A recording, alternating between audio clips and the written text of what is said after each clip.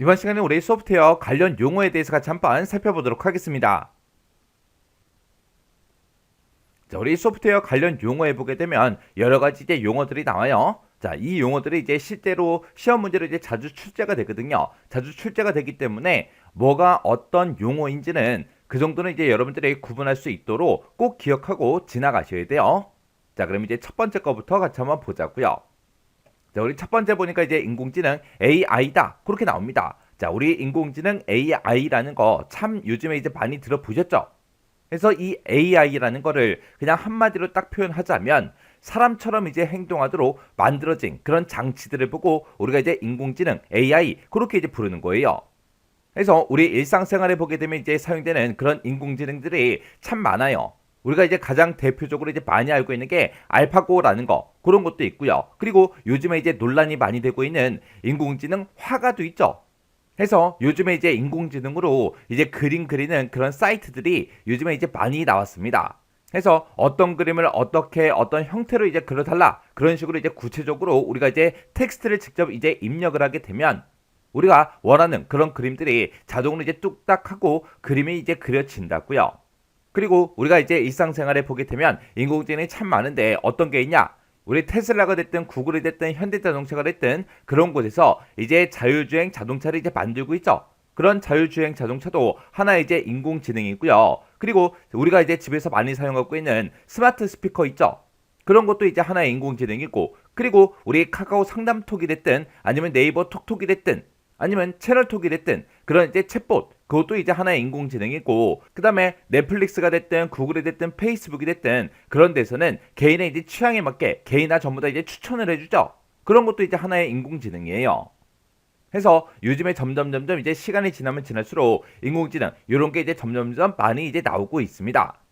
그래서 우리 인공지능이라는 거는 인간의 이제 두뇌와 같이 컴퓨터가 이제 스스로 이제 추론하고 학습하고 판단하는 이런 인간 지능적인 그런 작업을 수행하는 그런 시스템을 보고 우리가 이제 인공지능 AI 그렇게 이제 부르는 거예요. 그래서 여기에 이제 응용 분야에 보게 되면 뭐 신경망이다, 퍼지다, 패턴 인식이다, 전문가 시스템이다, 자연어 인식이다, 이미지 처리다, 그리고 컴퓨터 시각, 그리고 우리 로봇공학 이런 것들이 있어요. 그러면 지금 여기 보게 되면 이제 인간의 두뇌와 같이 컴퓨터 스스로 추론하고 학습하고 이제 판단을 한다 그랬어요. 그래서 이렇게 이제 인공지능 분야에서 지능을 구현하기 위한 그런 분야를 보고 우리가 이제 머신러닝 그렇게 이제 부릅니다. 그래서 이 머신러닝이라는 거는 규칙을 이제 사람이 일일이 전부 다 이제 프로그래밍을 직접 하지 않아도 자동으로 이제 데이터에서 규칙을 이제 학습하는 그런 알고리즘을 이제 연구하는 그런 분야를 보고 우리가 이제 머신러닝 그렇게 이제 부르는 거고, 얘는 이제 다량의 이제 데이터를 이제 학습을 하고 이거를 이제 기반으로 해서 자동으로 이제 답을 찾아주게끔 그렇게 하는 걸 보고 머신러닝 그렇게 이제 부르는 거예요. 그리고 우리 세 번째 거 보게 되면 이제 딥러닝하고 나오죠. 우리 딥러닝이라는 거는 머신러닝 여기다가 우리 인간의 이제 두뇌처럼 인공신경망을 이제 이용해서 사람처럼 이제 스스로 학습할 수 있게끔 그렇게 이제 만들어 놓은 게 우리 딥러닝이에요. 그래서 이 딥러닝이라는 거는 인간의 두뇌를 이제 모델로 해서 만들어진 그런 인공신경망 이걸 이제 기반으로 해서 기계가 스스로 이제 학습하는 그런 기술을 보고 얘기합니다. 해서 마치 이제 사람처럼 스스로 이제 학습을 할 수 있어서 많은 데이터를 이제 정형하지 않고도 스스로 이제 필요한 그런 데이터를 수집하고 이제 분석해서 고속으로 이제 처리할 수 있는 거를 보고 우리가 이제 딥러닝 그렇게 이제 부르는 겁니다. 그래서 이 딥러닝이라는 거는 우리 머신러닝의 일종이죠. 그래서 우리 인공지능 AI가 가장 이제 상위 개념이고요. 그 다음이 이제 머신러닝, 그 다음이 이제 딥러닝 그렇게 해요. 그 다음에 이제 뉴럴링크요. 뉴럴링크라는 거는 뇌와 이제 컴퓨터를 이제 연결하는 뇌 컴퓨터 인터페이스를 이제 개발하는 그런 회사예요. 회사 이름이 이제 뉴럴링크인데, 이 뉴럴링크라는 게 우리 미국 이제 전기 자동차 이제 회사 우리 테슬라라는 그 회사 있죠. 그 회사의 이제 대표 우리 일론 머스크라는 그 사람이 사람의 이제 뇌에다가 이제 칩을 이제 탑재를 시켜서 컴퓨터랑 이제 그 사람이랑 상호작용하는 그런 방법을 이제 개발하고 있어요. 해서 사람의 이제 뇌와 컴퓨터를 이제 결합하는 그런 기술을 개발하기 위해서 설립한 그런 이제 회사 이름이 이제 뉴럴링크요. 해서 작은 전극을 이제 뇌에다가 전부 다 이식을 해요. 이식을 해서 그 생각을 이제 업로드하고 다운로드하는 거, 그런 걸 이제 목표로 해서 만들어진 그런 회사 이름이 우리 뉴럴링크요. 그 다음에 이제 우리 전문가 시스템이요. 이 전문가 시스템이라는 거는 뭘 얘기하냐? 어떤 특정 분야에서 그 분야의 전문가처럼 이제 판단하고 이제 행동할 수 있도록 전문적인 그런 업무를 지원해주는 그런 컴퓨터 프로그램을 보고 우리가 이제 전문가 시스템, 그렇게 이제 부르는 거예요. 해서 어떤 특정 분야의 전문가가 그 자기 자신이 가지고 있는 그런 전문적인 지식이 됐든 경험이 됐든 노하우가 됐든 그런 것들을 싹 다 이제 컴퓨터에 전부 다 이제 저장을 시킵니다. 저장을 시켜서 이제 프로그램을 만들어 놓고 비전문가가 그 프로그램을 이제 이용해서 전문가처럼 이제 문제를 해결할 수 있는 그런 이제 능력을 가질 수 있도록 만들어진 그런 시스템을 보고 우리가 이제 전문가 시스템, 그렇게 이제 부르는 거예요. 해서 의료 진단과 같이 그런 특정 분야의 이제 전문가가 수행하는 그런 고도의 업무를 지원하기 위해서 만들어진 그런 컴퓨터 응용 프로그램을 보고 우리가 이제 전문가 시스템, 그렇게 이제 부릅니다. 해서 지식 베이스라는 그 데이터베이스랑 그 데이터베이스를 이제 기초로 이제 추론을 실행하는 그런 추론 기구를 이제 활용해서 결정을 이제 내리거나 이제 문제를 해결하기 위한 그런 거를 보고 우리가 이제 전문가 시스템, 그렇게 이제 부르는 거예요. 그 다음에 이제 가상현실 VR이요. 얘는 이제 컴퓨터 등을 이제 사용해서 실제와 이제 유사하지만 실제가 아닌 그런 이제 환경이나 상황을 이제 구현하는 그런 기술을 보고 우리가 이제 VR, 가상현실, 그렇게 이제 부릅니다. 가장 대표적인 게 우리 메타버스 있죠. 그리고 이제 메타버스가 우리 가상현실이요. 그 다음에 우리 증강현실 AR이요. AR 증강현실이라는 거는 실제 촬영한 그 화면에다가 가상의 이제 정보를 부과해서 보여주는 그런 기술을 보고 얘기합니다. 해서 우리 스마트폰을 보게 되면 이런 이제 어플들이 있죠. 이런 거를 보고 우리가 이제 증강현실 AR, 그렇게 이제 부르는 거예요. 그 다음에 우리 혼합현실 MR이요. 얘는 이제 가상현실이랑 현실세계 이 두 가지를 이제 합쳐서 현실의 이제 물리적인 그런 객체랑 이제 가상의 그런 객체가 상호작용할 수 있는 그런 이제 환경, 그를 이제 구현하는 그런 기술을 보고 우리가 이제 혼합현실, 그렇게 이제 부르는 거예요. 해서 예를 들어서 지금처럼 이런 게 있습니다. 우리의 헤드업 이제 디스플레이 해서 우리 요즘에 자동차에 보게 되면 이런 것들이 이제 나타나죠. 이런 걸 보고 우리가 이제 혼합현실, 그렇게 이제 부르는 거예요. 해서 물리적인 그런 객체랑 가상의 객체가 뭘 할 수 있다? 상호작용을 할 수 있는 그런 환경, 그런 것들을 이제 구현하는 그런 기술을 보고 우리가 이제 혼합현실 MR이라고 그렇게 이제 부르는 거예요.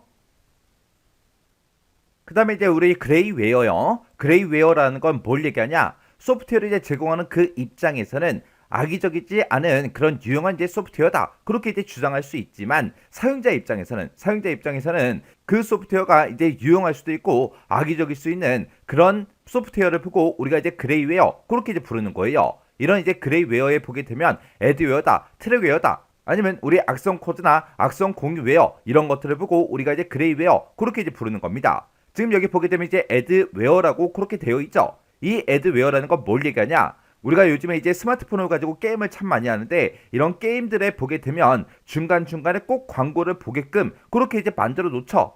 그런 걸 보고 우리가 애드웨어, 그렇게 이제 부르는 거예요. 그래서 그런 이제 프로그램 자체에 이제 광고를 포함해서 그 광고를 이제 보는 대가로 우리가 이제 무료로 사용하는 그런 소프트웨어들을 보고 우리가 이제 애드웨어, 그렇게 이제 부르는 거고요. 그 다음에 이제 트랙웨어다라고 하게 되면 이 트랙웨어라는 거는 사용자의 이제 적절한 이제 동의 없이 사용자의 정보를 이제 수집하는 그런 프로그램들을 보고 우리가 다른 말로 스파이웨어, 그렇게 이제 부르기도 합니다. 그래서 우리가 이런 것들을 이제 총칭해서 우리가 그레이웨어, 그렇게 이제 부르는 거예요. 그 다음에 우리 매시업이요. 매시업이라는 게 원래 뜻이 두 가지 이상의 노래를 합쳐서 만든 노래, 그런 뜻을 가지고 있어요. 해서 얘는 이제 웹에서 제공하는 그런 정보들 있죠. 그런 정보가 됐든 서비스 이런 것들을 이제 이용해서 새로운 이제 소프트웨어가 됐든 아니면 서비스가 됐든 아니면 데이터베이스 이런 것들을 이제 만드는 그런 기술을 보고 우리가 이제 매시업, 그렇게 이제 부르는 겁니다. 얘가 이제 좀 더 이제 쉽게 얘기하게 되면 뭘 얘기하냐? 우리가 이제 구글이나 네이버 같은 곳에 보게 되면 이제 지도를 이제 제공해 줍니다. 그런 이제 지도 같은 그런 서비스에다가 우리가 이제 부동산 정보를 집어넣어서 우리가 이제 부동산 정보 앱으로 활용하는 거, 그런 걸 보고 우리가 이제 매시업, 그렇게 이제 부르는 겁니다. 그리고 우리 네이버에 보게 되면 그런 지도에다가 가게 정보를 이제 집어넣고 예약 서비스를 이제 추가를 시켜서 네이버 예약이라는 거, 그런 것도 이제 운영을 하고 있어요.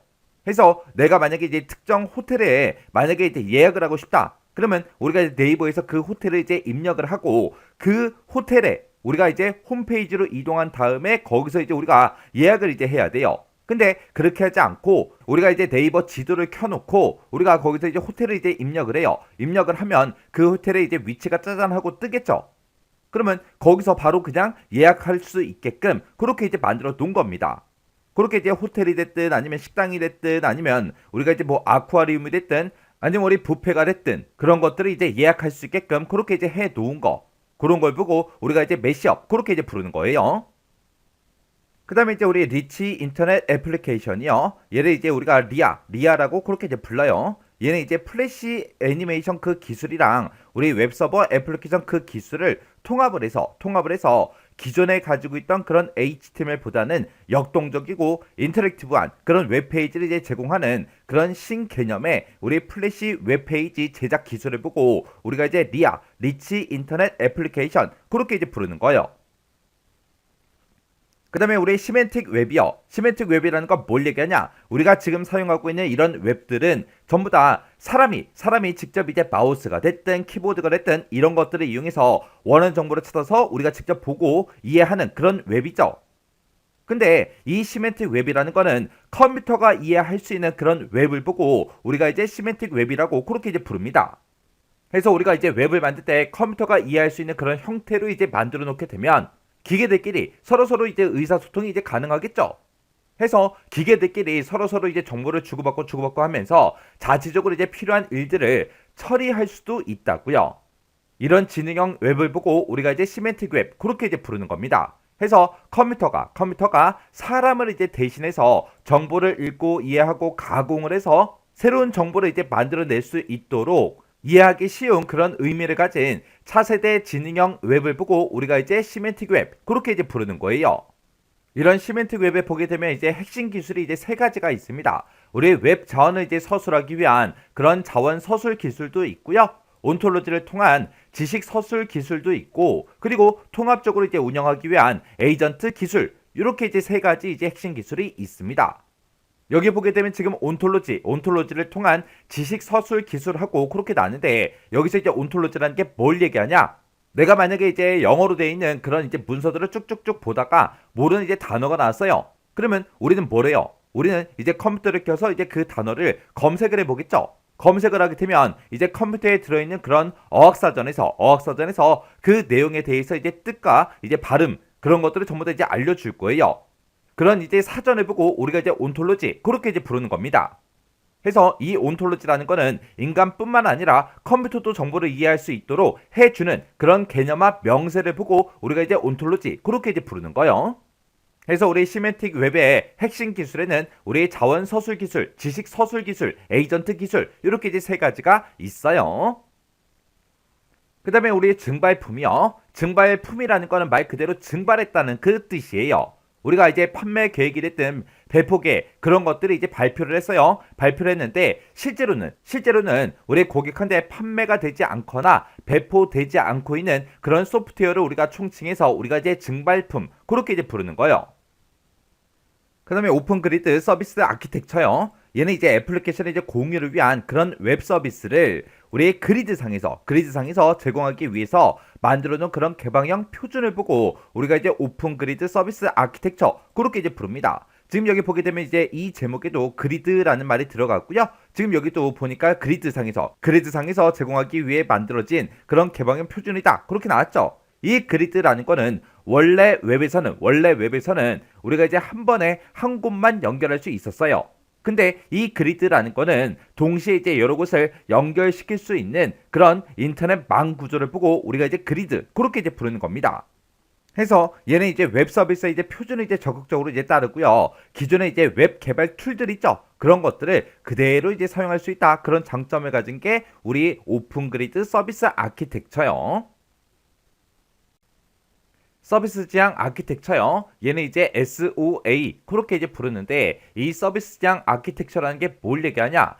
얘는 이제 우리가 업무상 일 처리에 이제 해당하는 그런 소프트웨어들 기능들이 있죠. 그런 기능들을 서비스로 이제 판단해서 그 서비스를 우리 네트워크상에서 연동해서 시스템 전체를 이제 구축해 나가는 그런 방법을 보고 우리가 이제 서비스 지향 아키텍처 그렇게 이제 부르는 거예요. 해서 기업의 소프트웨어 이제 인프라라는 게 있죠. 그 인프라인 그런 정보 시스템을 공유다, 재사용이다 이런 것들이 이제 가능한 그런 서비스 단위가 됐든 아니면 컴포넌트를 중심으로 해서 구축하는 그런 정보기술 아키텍처를 보고 우리가 이제 서비스장 아키텍처 SOA다 그렇게 이제 부르는 거예요. 해서 얘는 이제 기업의 IT 시스템에 비즈니스에 이제 맞춰서 유연하게 이제 사용할 수 있다. 그게 이제 장점이에요. 그때 우리의 애플리케이션 구성 계층을 보게 되면 지금처럼 이렇게 이제 표현 계층도 있고요. 그리고 우리 업무 프로세스 계층도 있고 서비스 중간 계층이라는 것도 있고요. 그리고 애플리케이션 계층도 있고 데이터 저장 계층도 있고 이렇게 이제 5개의 계층으로 우리가 이제 구분해서 볼 수 있습니다. 그래서 우리 서비스장 아키텍처라는 거는 우리 소프트웨어 인프라인 그런 정보 시스템을 공유와 이제 재사용이 가능한 그런 서비스 단위나 컴포넌트를 이제 중심으로 해서 구축하는 그런 정보 기술 아키텍처를 보고 얘기하더라. 얘는 이제 비즈니스에 맞춰서 유연하게 이제 사용할 수 있다. 그때 서비스장 아키텍처 기반의 애플리케이션 구성 계층에는 지금처럼 표현 계층이다. 그리고 업무 프로세스 계층이다. 그리고 서비스 중간 계층이다. 그리고 애플리케이션 계층이다. 그리고 데이터 저장 계층이다 해서 이렇게 이제 5개의 계층으로 구성되어 있다. 요거 이제 정확하게 여러분들이 기억하셔야 됩니다. 그 다음에 우리 서비스형 소프트웨어. 우리 소프트웨어 애저 서비스에서 우리가 이제 SaaS 그렇게 이제 부릅니다. 우리가 일반적으로 이제 사용하는 그런 소프트웨어를 보게 되면 하나의 이제 소프트웨어에 이제 여러 가지 기능들이 막 들어가 있죠.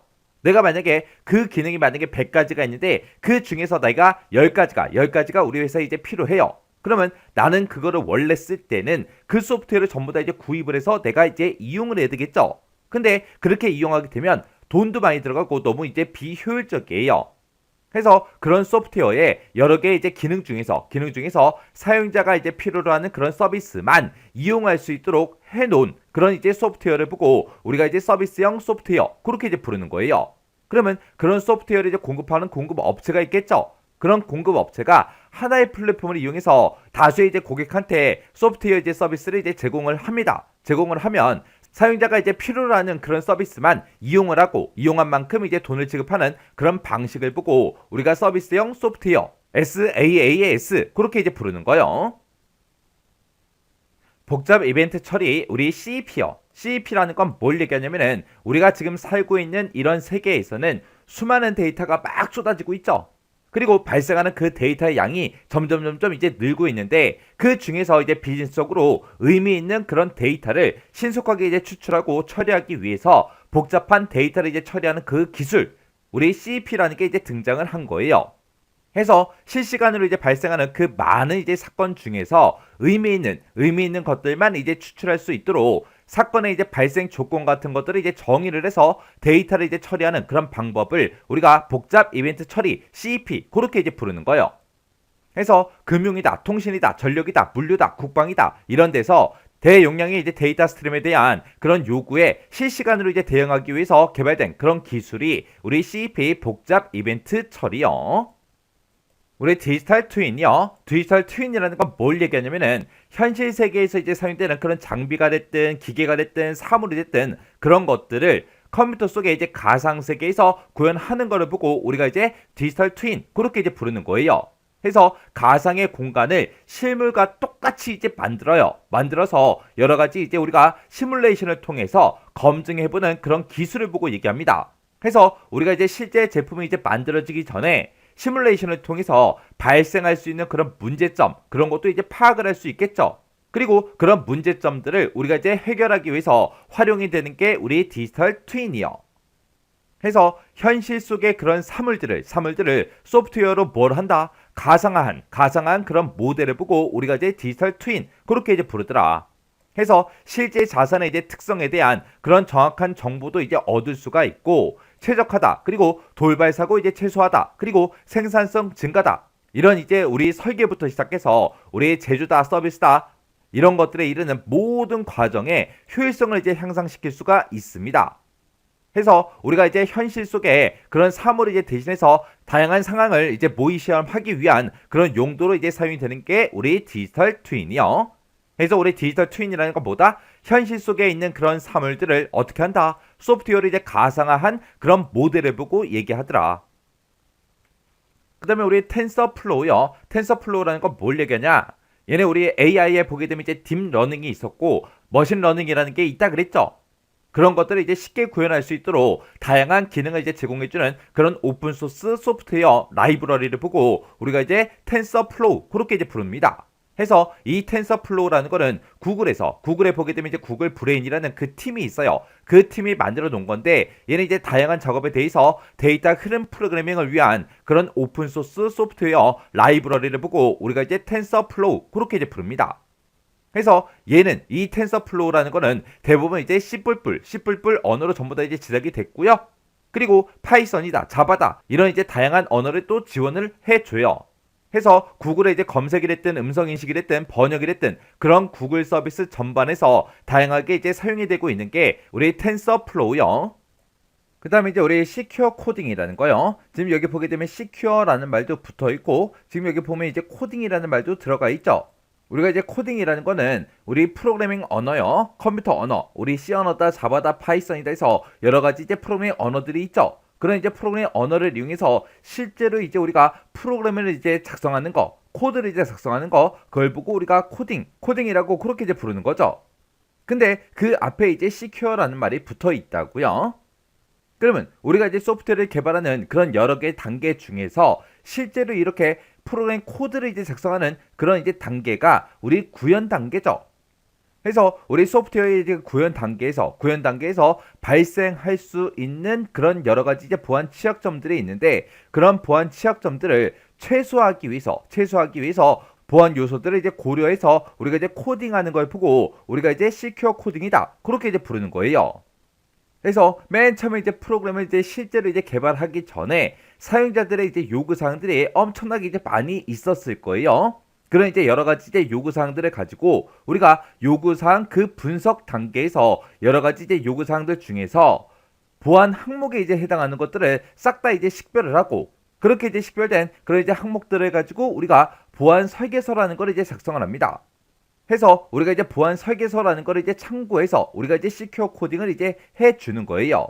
해서 우리가 이제 보안 취약점을 사전에 이제 대응해서 안정성과 이제 신뢰성 그런 것들을 이제 확보하기 위해서 사용이 되는 게 이제 시큐어 코딩이에요. 해서 보안 정책을 이제 바탕으로 해서 우리가 이제 시큐어 코딩 가이드라는 것도 이제 우리가 만들어 줘야 됩니다. 왜? 우리가 이제 하나의 프로그램을 이제 개발할 때 나 혼자 이제 개발하는 게 아니라 개발자가 이제 여러 명이 있다고요. 해서 여러 명의 이제 개발자들이 프로그램을 이제 만들 때 하나의 프로그램을 이제 같이 이제 만드는 거기 때문에 그때 어떤 특정 항목에 대해서는 어떻게 이제 시큐어 코딩을 하자. 어떤 항목에 대해서는 어떻게 이제 시큐어 코딩을 하자. 그런 식으로 이제 우리가 시큐어 코딩 가이드라는 걸 이제 작성을 해야 된다고요. 해서 개발자들한테 이런 이제 시큐어 코딩 가이드를 전부 다 이제 나눠주고 그 내용을 가지고 우리가 이제 시큐어 코딩 교육도 우리가 이제 실시를 이제 해줘야 된다고요. 해서 우리 시큐어 코딩이라는 거는 구현 단계에서 이제 발생할 수 있는 그런 여러 가지 이제 보안 취약점들이 있는데 그런 것들을 이제 최소화하기 위해서 우리가 이제 보안 요소들을 고려하면서 코딩을 하는 걸 보고 우리가 시큐어 코딩이라고 그렇게 이제 부르더라. 이렇게 이제 보안 취약점에 대해서 사전에 이제 우리가 대응하게 되면 이제 안정성과 이제 신뢰성 이런 것들을 이제 확보하겠죠. 그때 우리 시큐어 코딩을 할 때는 우리 시큐어 코딩 가이드라는 걸 이제 작성하고 이걸 이제 개발 참여자들한테 전부 다 이제 나눠주고 그 시큐어 코딩 가이드를 이제 바탕으로 해서 우리가 이제 시큐어 코딩 교육도 실시를 해야 되더라. 이렇게 이제 기억하시면 됩니다. 해서 우리 소프트웨어 이제 관련 용어에 보게 되면 지금처럼 이렇게 이제 여러 가지가 있어요. 뭐가 뭔지는 정확하게 구분할 수 있게 잘 정리하고 지나가시기 바랍니다.